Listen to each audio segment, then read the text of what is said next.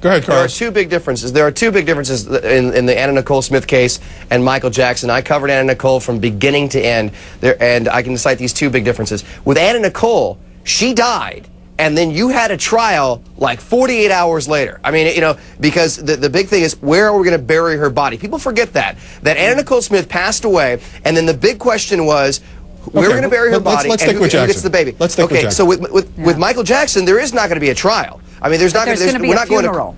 There'll be a funeral. There'll be a big funeral, but Anna Nicole Smith got the legs, excuse the pun, the legs of that story happened when that trial hit. All right. And you had So Shy, the judge crying and the whole thing. Okay, let me just throw some numbers at you here for cable ratings on the Thursday night when we learned of the death. The CNN up 937% at one point, Fox up 243%, MSNBC up 330%. And the way that unfolded, Eric Deggans, is that the gossip site TMZ.com, which is part of Time Warner, confirmed an hour before everyone else that Jackson had died. CNN was still citing sources as saying she'd been in a coma, he'd been in a coma. The LA Times at first reported that he'd been in a coma. I mean, we now know he was dead when he got to the hospital. Let's look at Harvey Levin, the head of TMZ, talking about the way that coverage unfolded.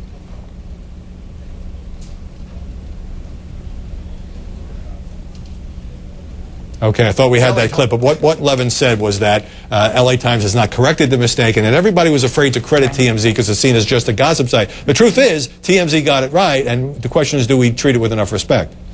Well, you know, TMZ is a site, they've broken a lot of big stories. They broke Mel Gibson's profanity-laden drug driving arrest. They broke Michael Richards' use of the N-word. But they've also gotten some things wrong. I believe they reported that Snoop Dogg's wife was dead when she wasn't. So you've got to be careful about these stories. They got this one right. When they tell us how they got it right, then maybe we can put a little more trust in their reporting. TMZ does sometimes one of the things we don't know, for example, is do they pay sources? Well, no, actually, we do know that they do pay sources. They don't. Well, there we go. Sources, but did they pay sources in this? We don't know. Did they pay sources in this case? Let me come back to Carlos. Can I also say? Can I also say one more? I gotta go to Carlos. I got half a minute here. Diane mentioned the network newscasts, which led Thursday night, Friday night, of course, with Michael Jackson. Back in 1977, CBS led with another story, the Panama Canal, instead of Elvis's death. It just seems like everybody is on this Jackson bandwagon. It's because people are.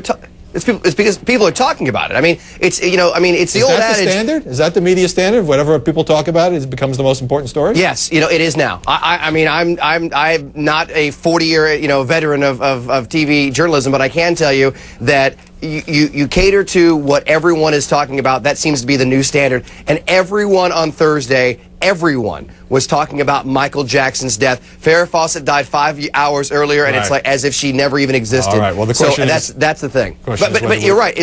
We got to go. The question is whether we'll all be talking about this 2 weeks from now, and if so, I may. Yes, we will. All right. Yes, we will. Eric Deggans, Carlos Diaz, Diane Dimond. Thanks for joining us. You bet. Thank you.